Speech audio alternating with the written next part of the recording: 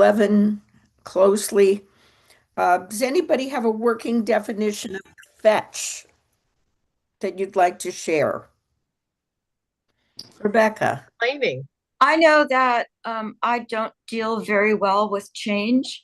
And when there's change happening, I tend to complain more. So that's my definition of kvetch is my inability to deal with change. And so at that point, your complaint is your kvetch. Okay. Anybody else? I don't have a Yiddish background, but anybody also, Merle, you have a I, comment? I I think it's I can't when I don't understand and I can't control what's happening. And I just get because I'm over compulsive, I and I can't control something and it just happens, I complain. Okay, I thank admit it. you. Stephen Miller, I see your hand. I Yeah. don't see you, but I see your hand. Well, you don't see me? Okay. Well, Oh, there you are. I I don't think the cause is part of it at all. Kvetching is just constant complaining. I think that's its meaning in Yiddish. It's just incessant complaining. Incessant complaining. Constant, Hmm. incessant. It's Great. Thank you. Any other definitions of kvetch before we look into the text?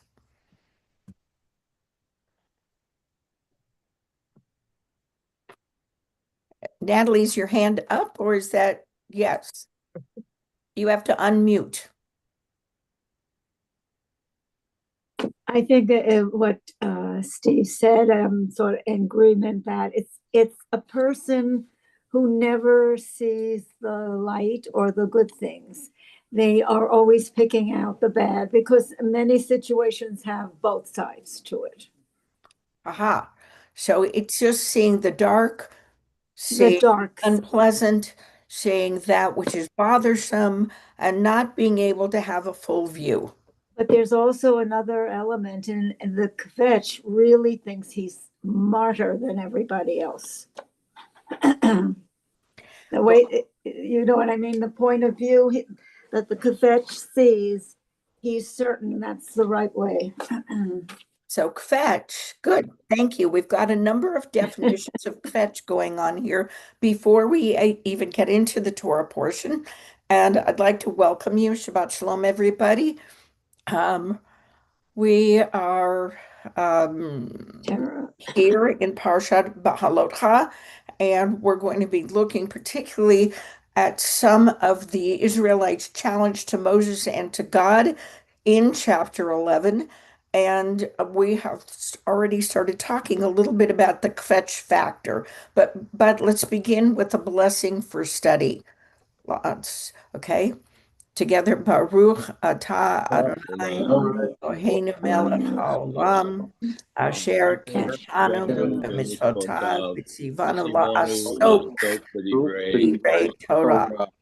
May we soak into the words of Torah and may it strengthen us for today and going forward. So let's look.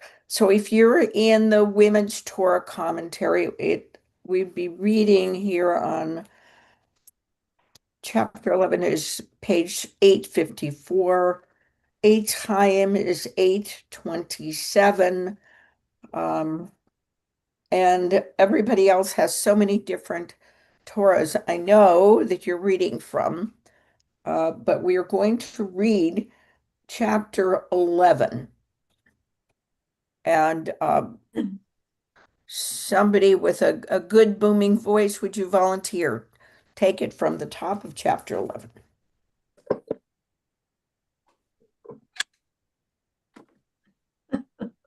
I'll read. Good. Thank you. And the people complained in the hearing of the Lord about their misfortunes. And when the Lord heard it, his anger was kindled, and the fire of the Lord burned among them and consumed some outlying parts of the camp. Then the people cried to Moses, And Moses prayed to the Lord, and the fire abated. So the name of that place was called Taberah, because the fire of the Lord burned among them. So let's just look at the words. In Hebrew, it's Vihi ha'amid onanim. Mid onanim is this deep kvetch that they are taking from their guts and complaining to God. Mean no name. And I know in the Women's Torah commentary, there's a comment on complaining. Does somebody see that? And would you read it?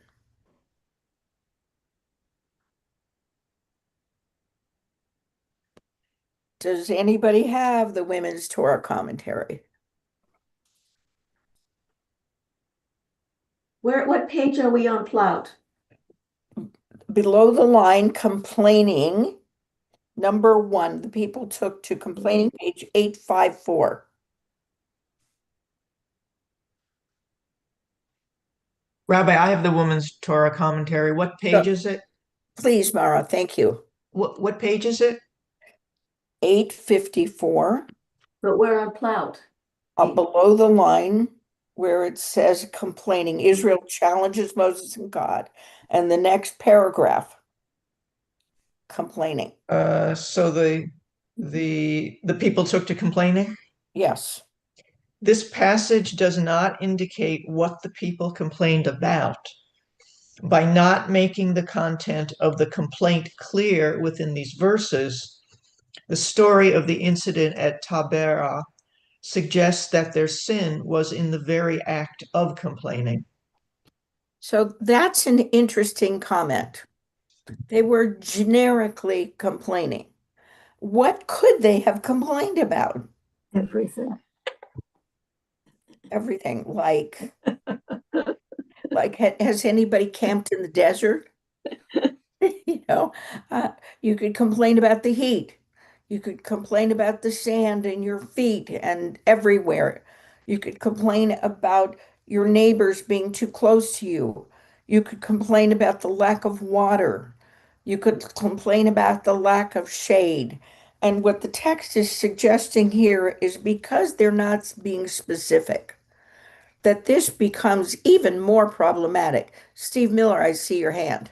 Yeah, the commentary in Schottenstein that I look at Right.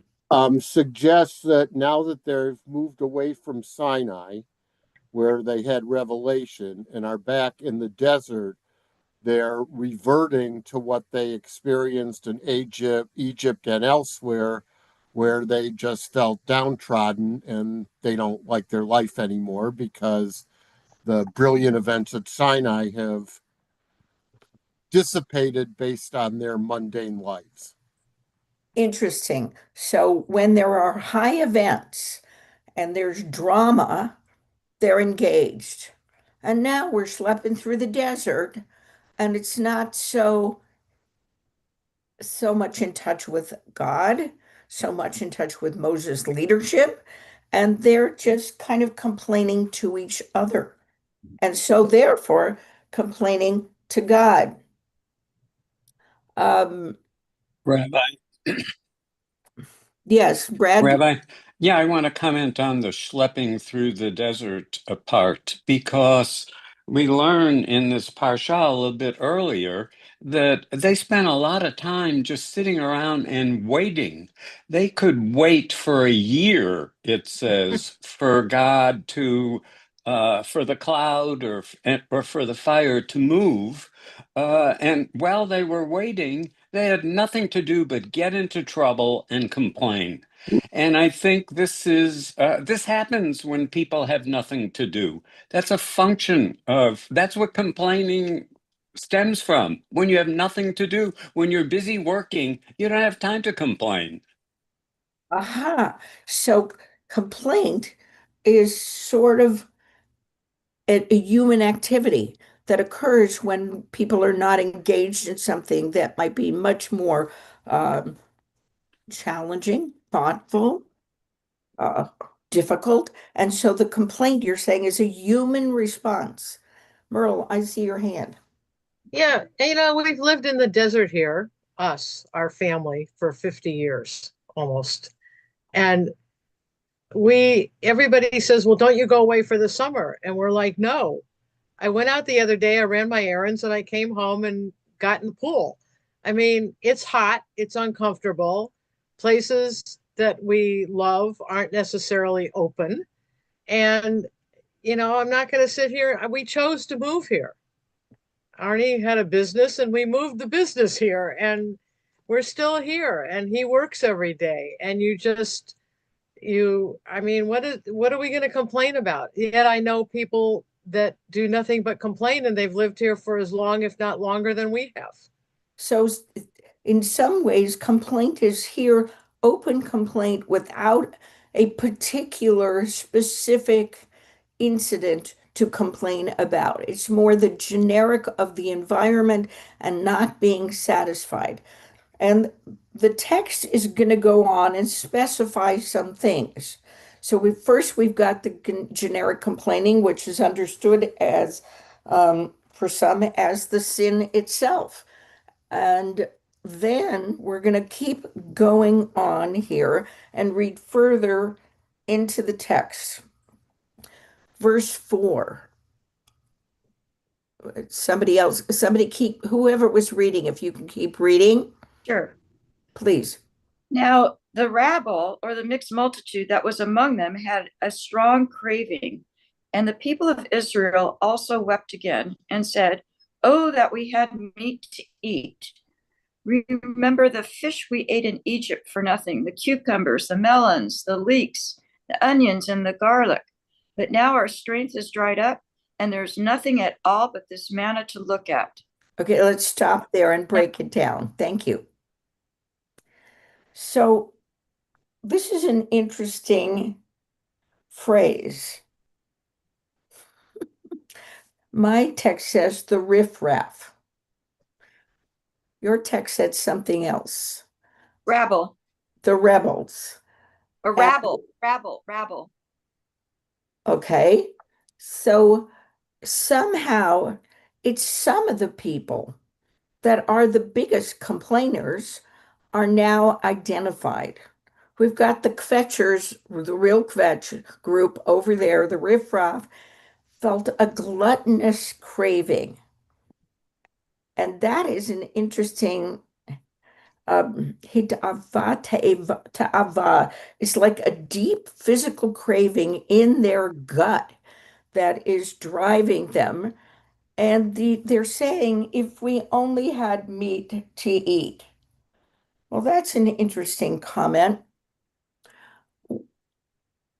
because the Israelites were slaves in Egypt. Some historians think different things. Herman, I see your hand. Good morning, Rabbi. Morning. To me, these people are the way that I'm using Eitz Chaim, and the Eitz Chaim says that they actually objected to the forced march, and that could be one of the reasons. But what really strikes me is the word free. If they were slaves, and I'm not referring to slavery as we knew with the United States, but they were still forced to do labor, how can the food then be free? How can they possibly say that everything that they were given by the Egyptians was free? Good point. Good point. It's by the work of their hands, of the sweat of their brow every day. And it depended on the Egyptians actually being generous enough to feed these slaves. David, I see your hand. Yes.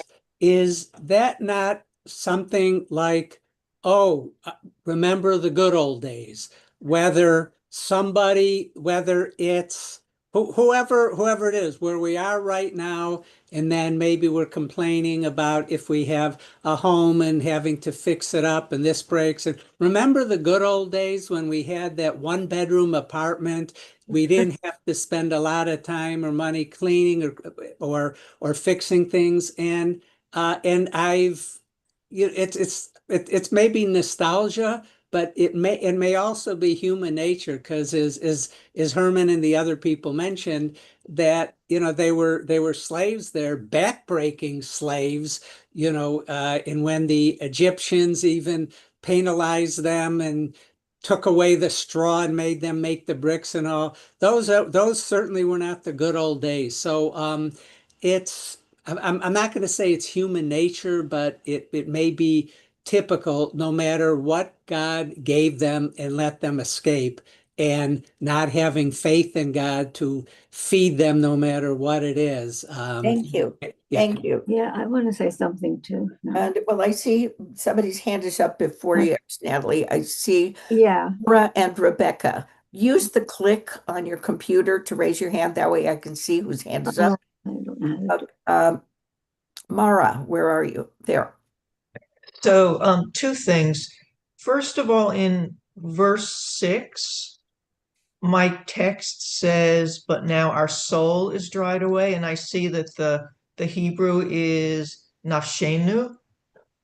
Yes. So I think the reference to our soul is dried away is significant in terms of leaving Sinai Ah, and and losing our souls, a kind of desire for God's presence, and feeling all of a sudden that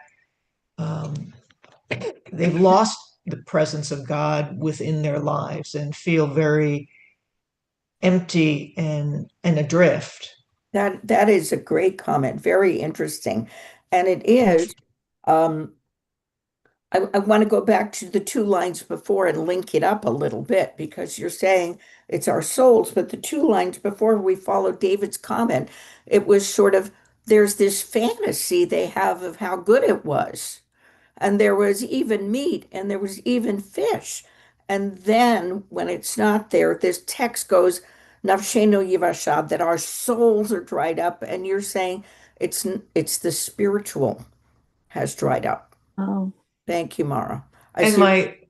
my other comment Yes. is my text here refers to the mixed multitude and says that the Hebrew form is a contemptuous term denoting a number of people gathered together from all quarters. It is identical with the mixed multitude in Exodus of aliens who had attached themselves to the Israelites and accompanied them out of Egypt. So that's interesting. I'm a fan of Richard Friedman, who was a professor in San Diego, Cal State San Diego, no, UC San Diego, and now is at Emory, and he's written a number of books on the Exodus.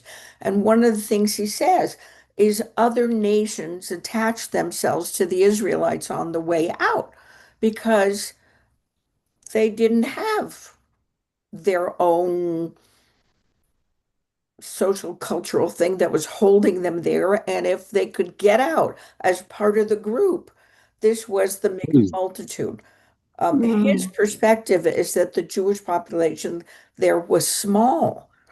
And yes, it grew over the years, 400 years we were there, but it was not a huge number and not all the Israelites. His belief is that some stayed in what we know as Israel Canaan, and these people were going to go back and rejoin them. So the mixed multitude is other nations who came along, and there's maybe a little bit of I don't know what we would call it today. I'm not such a good linguist with this social profiling, racial profiling. The little bit of those other folks are coming here and making trouble. And I hear that in the text and in the comments. It's a good question. Interesting. Thank you. Now I see Rebecca. I like what Mara said about the dried up soul, because when I went back and looked at my text for the word rabble, it referred me back to Exodus 12:38, where it says, among the people that left Egypt, they also brought a lot of cattle, flocks, and herds with them. Oh, So no. they had meat. No, no, no, Well, no. that might be going to David's perspective of there might be a little bit of fantasy there. They had a lot of cattle, they had a lot of gold, they had a lot of jewelry. Well, they may have captured some of the jewelry and the gold from people that they worked for. It was unlikely they had their own animals. But it is again, it was so good in Egypt when we were slaves. Are you kidding me? So there is that reflection back. So I don't know, but this piece that Mara referred to, viata nafshenu yivasha, and now our souls are dried up. And and kol bilti haman, there's nothing but this mana, and it's so yucky. Natalie, you had a comment. Yes, from the way I read this, it is a little different from what people have been saying because you can look at this that this was a good thing that they were complaining because they were in a bad situation. And very often, when you complain and you complain enough, that might lead you to try and correct the situation in the best way that you can figure out. If you're just sitting idly and not having any reactions, nothing ever happens because they had a right to complain. They had, from the way I read this, they really had a big right to complain. And Good. they were, yeah, so that's. And I think that's an interesting point. You're saying they really had what to complain about, and they did. They're in the desert. They don't know where they're sleeping. They don't know where the water is. They don't know what the food is the next day. They don't know who's going to be attacking them. They don't know the animals that might be white animals in the desert. And so they're going to complain. And you're saying sometimes a kvetch has a reason.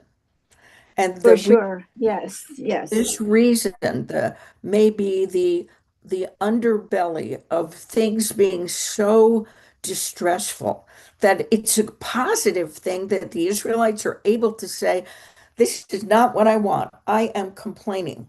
It's not a negativity bias, which sometimes people have, that Right. everything is bad and nothing will change.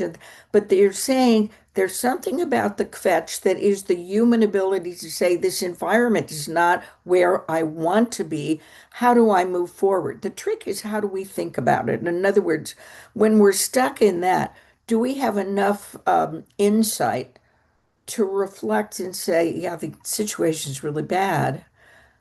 What can I do to make it better for myself? Right. What can I do to make it better for my neighbor? What can I do to make it better for my people? And what can I learn from the kvetch? Is there a deep down soul cry that is in the kvetch that is saying, I have to do something. I have to shift my perspective. And I'll take another comment on this. I see Mariana's hand, and then we're going to keep reading. Brad, I see your hand too. Okay. I wanted to refer to Exodus chapter 10. One of the plagues happened, and Pharaoh wants Moses to remove the darkness. And he summoned Moses and said, "Go worship the Lord. Only your flocks and your herds shall be left behind. Even your children may go with you." But Moses said, "You yourself must provide us with sacrifices and burnt offerings to offer up to the Lord our God. Our own livestock too shall go along with us." So they did have livestock with them on the journey. Maybe because time passed, they've eaten that all out, or maybe they are not touching their livestock until they reach the promised land, and they need to bring it over. But they have stuff with them. So, Marina, you bring up an interesting point, and it depends how we read Torah. So, Friedman Right. would say, actually, We don't have a historical record. We have the stories that are the record of people's experience, which is some kind of a history. We don't have a video showing that they had animals, you know. So it may go along with the story. We're going out with some of the goods that were in Egypt, and it would be interesting that we would have goods because they weren't ours. In other words, if we had animals, they must have been the Egyptians. If we had silver and gold, or if we had spices like garlic, it would have been the Egyptians that we brought with us when we left. And it certainly would be nice and would be hopeful. But Friedman, the historian, doesn't think any of this is accurate. Thinks that the slaves that got out with their lives and not a lot more. So it's a perspective, but this gives it us a little more of the human insight that the Torah is trying to tell us in various sections, that they came out with animals, with some water, with some spices. But it's interesting. Thank you. Let's go on to verse 7, to the what is this stuff? Now This the manna was like coriander seed, and it appeared and its appearance like that of bdellium. The people went about and gathered it and ground it in mills or beat it in mortars and boiled it in pots and made cakes of it. And the taste of it was like the taste of cakes baked with oil. When the dew fell upon the camp in the night, the manna fell with it. So my text says it tasted like a rich cream. Other texts say it tasted like matzah. Other texts say it tasted like anything they imagined. So whatever this manna is, apparently has enough nutrients that a person can live from day to day, but we really don't know what it is. And I'm not a desert gardener. I don't know what grows there, but it seems to be this is something that might have been growing, and that each day they had the benefit of the manna, and they were allowed a bit of it. Now, Steve Miller, I see you. Yeah, well, we're guessing at what it tastes like, but these Hebrew words, Lashar Hashaman, must have a particular meaning that would be more illuminating than guessing. You know, different scholars have different opinions. What is manna? Is it man? Is it just something ma? No, I'm referring to what it tastes like, where it says Lashad What are you Hashaman looking at? at the very end of verse 8. Well, in my end, it says in my commentary, which is the women's commentary, says here, it tastes like a rich cream. In I'm just trying to translate the Hebrew. Eitz Chaim, I'm going to look there. They also say rich cream. But what does the Hebrew mean? The Literally. nobody knows. The Lashad Hashaman doesn't have a meaning? no man is used here. Vareirad man alehem. Nobody knows. Haman is the portion. No. The very last two words of verse 8. The very last two verse of verse 6. Words of verse 8. Bilti ein man einenu. Elaman einenu. There's nothing but man that we look at, that our eyes are able to see. Well, mine says Rich cream. Lashad Hashaman. Verse 6. No, 8. 8. Shatua am lakula darchum berachamim darchum poror va'asu oto ugot. They made cakes. V'haya ta'amo katam lashad hashamen. Right. Now, which would What be is like a shadow of fat. Shemen is oil or fat. So it would, it's like it would taste as if it came from some kind of fat, which means that it would be a symbol of something that people enjoyed, whether it was cream, whether it was butter, whether it was, olive oil. But except in my one that's transliteral, it does each word. It It does says the lashad little is kneaded dough. itself hashemen, and shemen is oil Yes, or and before that, the word before that, according to this, means Tam, that's the taste of no, the word in between. lashad. This says it's dough. I'd have to look it up, but I think it's as as if it is a shadow of rich cream, an image of rich cream. Let me try on my I The have dictionary and a Doesn't Sephardic matter. dictionary says lashad means taste juice. an Lashad means juice or juicy bit.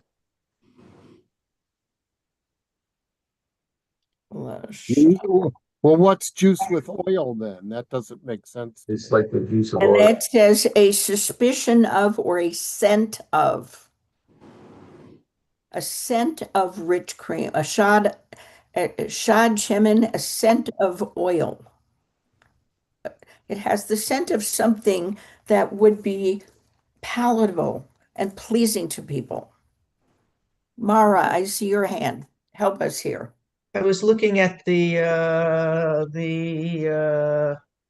Hebrew and English lexicon of the Old Testament Yeah, for lashad, and it has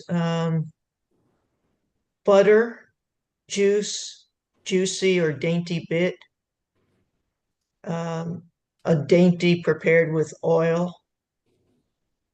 yeah. So it's something that was rich and sustaining. And in the desert, who knows what it really was? But the fact is they could grind it up. It had enough um, texture that it was pleasing enough to people. It might be an oil, it might be an olive oil, it might be the scent of an olive oil, the hint of oil,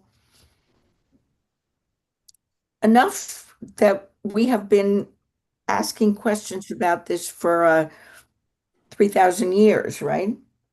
There was something that they got in the desert that was good enough to sustain them, but not good enough to please them. Because if we go on to the next little part of the text, we'll see Moses getting into something else with the people about food. Let's keep reading verse 10, please. Moses heard the people weeping throughout their families, every man at the door of his tent, and the anger of the Lord blazed hotly, and Moses was displeased. Moses said to the Lord, "Why hast thou dealt ill with thy servant? And why have I not found favor in thy sight, that thou dost lay the burden of all of this people upon me? Did I conceive all these people? Did I bring them forth? That thou shalt say to me, carry them in your bosom as a nurse carries the sucking child to the land which they didst swear to give their fathers? Where am I to get meat to give all these people? For they weep before me and say, give us meat that we may eat. I am not able to carry all these people alone. The burden is too heavy for me. If thou wilt deal thus with me, kill me at once, if I find favor in thy sight, that I may not see my wretchedness." Thank you. So this is Moses saying basically, I've had enough. What do you want of me, God? I didn't give birth to these people. You did. You didn't make that I have to deal with all their anger and vulnerability and irritation in the desert. And where am I going to find the meat they want? You must be kidding, God. So now this is one of the times where we really hear Moses in his kvetch. He's got a reason to kvetch here. Leading this troop of kvetchy people is not an easy thing. And how am I going to handle it? So, anybody glad they're not Moses? No, we can The feel burden of leadership. it is a burden of leadership. There's no question that there's a kvetch in community life, and especially when people are moving and are forced to move, beyond what it is that they are intending, or they just know that, yes, we wanted to leave Egypt, but nobody knew that it was not going to be a business class ride. And so we have a situation here where people are furious with the person who is the perceived leader, which is natural, right? The transfer. And did they choose to make this move? Interesting question. What do you think? I don't think they did. I think they were herded as a group to go on, and that's part of the fetching. It's not their choice. It's not how they want to do it. What they want isn't available, or what they expect to have isn't available. Which is an interesting thing, because lots of times in life, what we want may not be available. Here, the choice, if I reflect back, is the choice was slavery and potential death, or get out of Egypt, schlep through the desert, get to Mount Sinai, accept the Torah, and you know, there will be responsibility that maybe you didn't want to have, but it comes with freedom. And how do you blend the freedom, but freedom is never free without responsibility. Rebecca, I see your hand. Wasn't it the promise to go to the promised land? So were they expecting Sinai to be the promised land? What does that mean, promised land? Uh, the promised land is the land that the story, the language was the land of milk and honey that was just over the hill. We'll get there. When you're on a car ride and it's just around the corner, it's just around the corner, except around the corner is a long time. So it was decided then that Sinai was not the land of milk and honey. No, they had to go into it now. And they had to have a leader that would guide them. And Moses now is showing some of the weakness of leadership, saying, I can't bear this burden alone. I need a little help. God, show your colors and help me manage this group. They are tough. They've been through a lot of grief and loss. They're in an environment that's not safe. And when people are in an environment that's not safe, most go to kind of a primitive brain and really react as opposed to considering and responding with thought. And so what we're seeing here is some of their reaction to a disturbing environment and the impatience that human beings have when things aren't working the way we'd want them to work. I think we can all have some empathy for the people and for Moses. I was a camp director for 5 years, Camp S. Kramer, and it was a great job. I loved it. But I have to tell you, when you're in an enclosed environment and you are a leader of the people, it's not always pleasant. There are all sorts of things that go on between people, that are jealousies, or that are requests for recognition, or that are relationships that happen and break up, or a lack of proper environment for each person. And so we've got here the Israelites in the desert saying, this is too much. And even their leader is saying, okay, God, just kill me. I can't take anymore. Marina, I see your hand. Thank you, Rabbi. You mentioned that their journey took longer than expected. I believe we heard in the past that there was a straighter line, a straighter way to reach the promised land, but there were mm, the tribes or the residents who were belligerent, and God didn't want to take Israel through wars. So the 40 years of wandering in the desert was to avoid the straight line, also to weed out the generation that lived under slavery. So it's a developmental question. In other words, are people ready to be free people in a land before they've had the developmental stage? And I kind of look at the desert experience as they've come out of Egypt, they've come to Sinai, this pivotal moment, and they're still not ready to enter the land. And there's a lot of adolescence that has to go on in the people before they're able to take responsibility as adults and say, okay, now we can manage a community in a land. So let's keep reading. Verse 16. And the Lord said to Moses, gather for me 70 men of the elders of Israel, whom you know to be the elders of the people and the officers over them, and bring them to the tent of meeting, and let them take their stand there with you. And I will come down and talk with you there. And I will take some of the spirit which is upon you and put it upon them, and they shall bear the burden of the people with you, that you may not bear it yourself alone. So God And is say, saying, stop 1 second. God is saying, I'm going to help you. I'm going to give you and give 70 of the leadership of the people the Ruach Elohim, some of the spiritual quality that's going to help them in the desert and it's going to help you, Moses. Keep going. and say to the people, consecrate yourselves for tomorrow, and you shall eat meat. For you have wept in the hearing of the Lord, saying, who will give us meat to eat? For it is well within us in Egypt.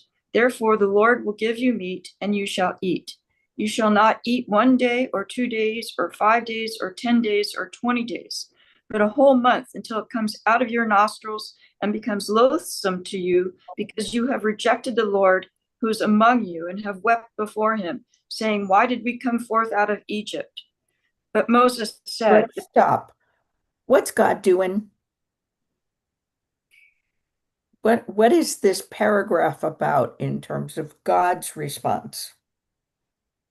In a way, he's giving the people. Okay, I see Brad. Yeah, I mean, I love this because this is so out of keeping with everything that we've read up until now in terms of punishment. Punishments have been exiles, they've been stoning, they've been put to death, and there's a Dante-esque contrapasso here, it's called in literature, where this punishment is related to the crime. So, they're complaining about nothing to eat, and now they're going to be so stuffed with food that it's going to be coming out of their noses. So there's this, the style of writing is just so different than what we've had up until now. I mean, this really is a literary piece, Thank you you. know. It's great. And it captures the humanity, that the human beings are saying, God is like us. God's getting angry too. And it's got this, it's going to say, this is enough already. You're going to have so much meat, you'll be sick of it. And Well, the irony of it is that God's the one that's created the conditions for these people to be fetching because they've been just stuck waiting for the cloud and the fire to move, and they've got nothing else to do but complain, and that's because God is keeping them in place and not letting them move. and that there might be the question of how are these people developing in this situation? are they going to be different because they've lived this very difficult situation? And then God goes on and says, I'll give you meat for a month and not a problem. Is there any limit to God's power? And you'll see pretty soon if there's any limit to my power. So um, Moses, says, okay, we're going to get 600 people, 600,000 foot soldiers. We'll give them enough meat. They'll be satisfied. And then God says to Moses, is there any limit to my power? And that's really the question that we have to live with. Is there a limit to God's power? And I think we live that daily in a variety of situations. But in this story, it's going to keep going. So, verse 24. Keep going, Rebecca, if you would. Okay, let me find it. Okay. So Moses went out and told the people the words of the Lord, and he gathered 70 men of the elders of the people and placed them round the tent. Then the Lord came down in the cloud and spoke to him, and took some of the spirit that was upon him and put it upon the 70 elders. And when the spirit rested upon them, they prophesied, but they did so no more. So, this is saying this spirit is going to make people basically prophets. They get the spirit rests on them. V'yit navu v'lo asafu. V'yit navu means they twisted and turned and sang and spoke and prayed like prophets did. And the word Navi is a prophet, and some of what prophets are seen to do is some kind of ecstatic religious experience. And so when the Spirit is on them, perhaps those people now can help you, Moses, manage the rest of the group. Well, let's keep going. Verse 26. Now 2 men remained in the camp, one named Eldad and the other named Medad. And the Spirit rested upon them. They were among those registered, but they had not gone out to the tent. And so they prophesied in the camp. And a young man ran and told Moses, Eldad and Medad are prophesying in the camp. And Joshua, the son of Nun, the minister of Moses, one of his chosen men, said, My lord Moses forbid them. But Moses said to him, Are you jealous for my sake? Would that all the Lord's people were prophets, that the Lord would put his spirit upon them? And Moses and the elders of Israel returned to the camp. So there are then these two ecstatic prophets that are going to be out there with Moses, and they're going to help manage the group. And then we get this very weird quail story. I'm conscious of the time, but I want to get to it if we could. And if anybody else wants to read, a wind started up, verse 31, chapter 11. If not, okay, Merle, take it. Unmute. There you go. 31. Yeah. A wind came from the Lord, started up, swept quail from the sea, and strewed them over the camp, about a day's journey on this side, and about a day's journey on that side, all around the camp, and some 2 cubits deep on the ground. The people set to gathering quail all that day and night, and all the next day. Even he who gathered least had 10 homers, and they spread them out all around the camp. The meat was still between their teeth, nor yet chewed, when the anger of the Lord blazed forth against the people, and the Lord struck the people with a very severe plague. That place was named Kilbroth Hataava, because the people who had the craving were buried there. And that's literally what it means. It is the burial place of craving.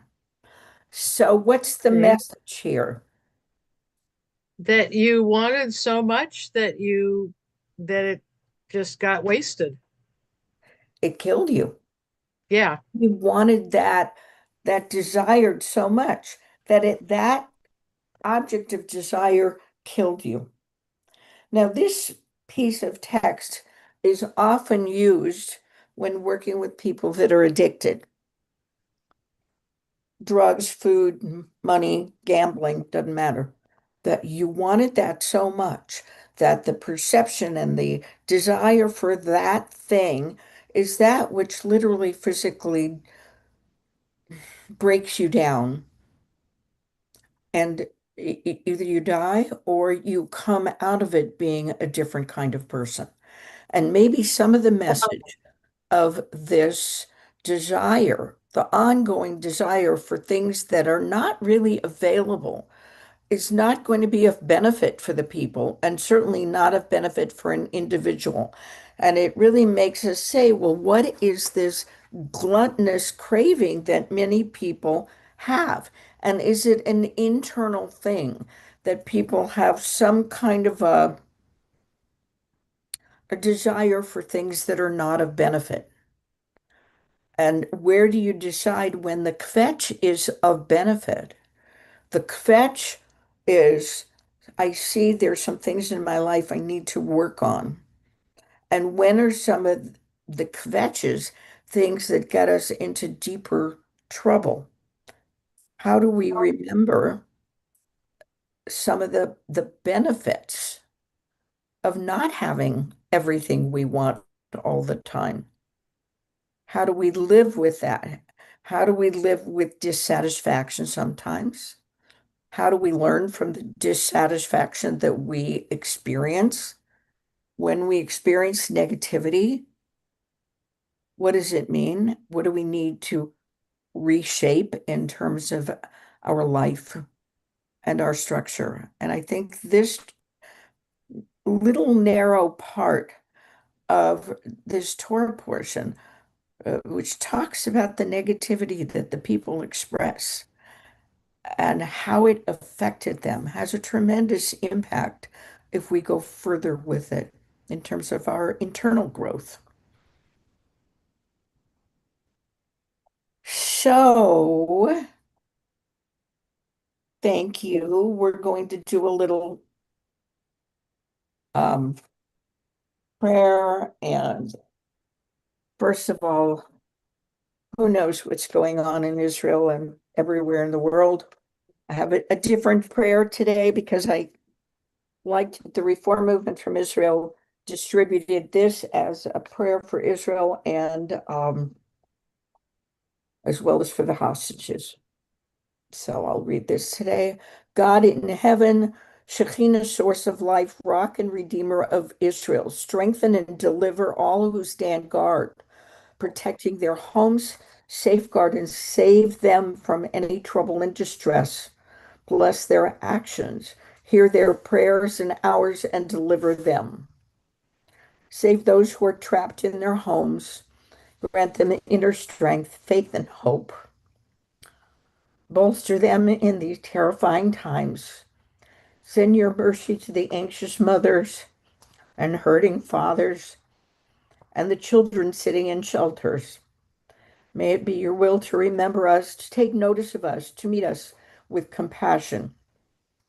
Return all of those kidnapped, safe and sound to their homes without the spilling of innocent blood, without their souls becoming tarnished by horrific acts.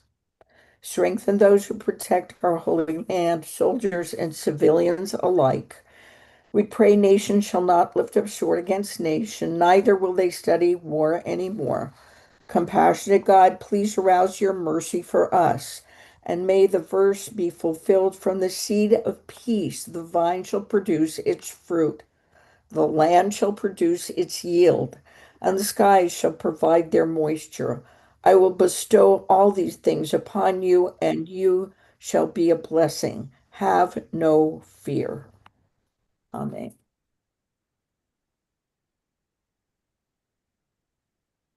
Uh, if you have anybody that you're saying Kaddish for, please add their name, uh, either saying it aloud or write it in the chat.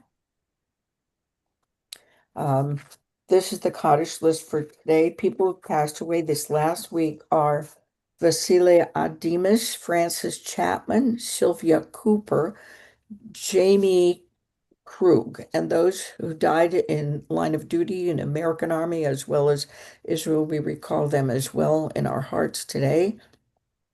These are the yard sites that have occurred during the past week. Marion Albert, Raymond Albert, Lynn Elson, Deanne Bloom, Fanny Brownstein, Theodore Brenner, Florence Brown, David Chernoff, Bernard Cooper, Susan Crane, Michael Dukowski, Jules Feiertag, Marjorie Fisher, Joseph Friedman, Alice Friedman, Marlene Friedman, Mort Green, Anita Greenberg, Sidney Hirsch, Louis Israel, Louis Iskovich, Erwin Jameson, Edith Joreche, Gertrude Justman, Ben Kaplan, Harry Katz, Barbara Kaiser, Leslie Klein, Alan Kopelman, Ida Lehman, Ronald Leif, Robert Lewis, Ruth Luline, Stephanie Lindberger, Cyrus Isaac Magnin, Paul Mayer, Minerva Mendelson, Donald Earl Merlin, Melvin Morgan, Celia Mergelon, Jerome Newman, Darcy Notkin, Leo Orston, Gary Parks, Sidel Perlman, Michael Phillips, Helen Wildman Pollock, Blanche Isaacson Pullman, Marguerite Rissman, Herbert Rose, Sue Rosenberg, Marcia Rosenoff, Mabel Samter, Lawrence Searman, Anna Siegel, Marie Siegel, Marcy Siegel, Sylvia Shapiro, Jeanette Sherman, Evelyn Sidney, Wharton Slater, Issy Sloan, Ray Slutsky, Ann Steinberg, Marv Steinberg, Lawrence Tapper, George Topas, Alice Vogel, Alvin Vogel, Beverly Prentice Wagner, Sarah Wagner, Penny Winthrop, Frank Wetchick, Zil Sue Zuboff. Are there any additional names to add for Kaddish?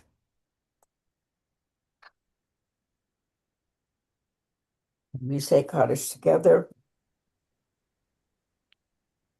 Yitkadal v'yitkadash shemei rabah, v'yalma tibrach hirutei, v'yamlich malchutei, b'chayakon v'yomechon, v'chaye b'chol beit Yisrael, b'hagala v'yizman kariv v'imru. Amen. Yehei shmei rabah, mevorach le'olam u'me'om haya, yitbarach v'yishtabach, v'yitpa'ar, Ba'ar nase, v'tadar v'tale v'talal shmei kedusha brechu le'ela min kol birchata v'shirata tushbechata v'nechemata damiran bi'alma v'imru amen. Yehi shlama rabba min Shemaya v'chayim aleinu v'al kol Yisrael v'imru amen. Oseh shalom v'amav huya oseh shalom aleinu v'al kol Yisrael v'imru amen. May God bring peace into the heavens, into our world, and into our hearts, and together we say amen. Amen. Shabbat shalom, everybody. Shabbat Shabbat shalom. shalom. Thank you. Thank you and have a good day and kvetch when necessary. Shabbat shalom. Shabbat shalom. I'll work on that.